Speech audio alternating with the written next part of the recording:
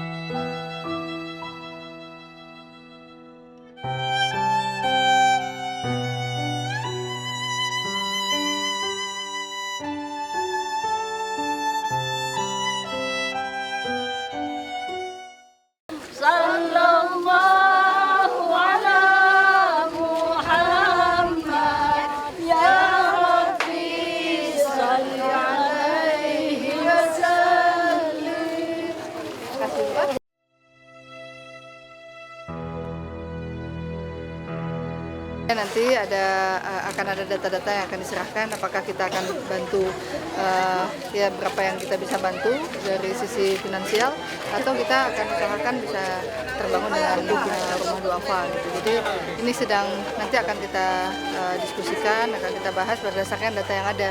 Apabila itu data rumahnya adalah pemilik, kemudian memang mereka adalah fakir, itu akan kita utamakan.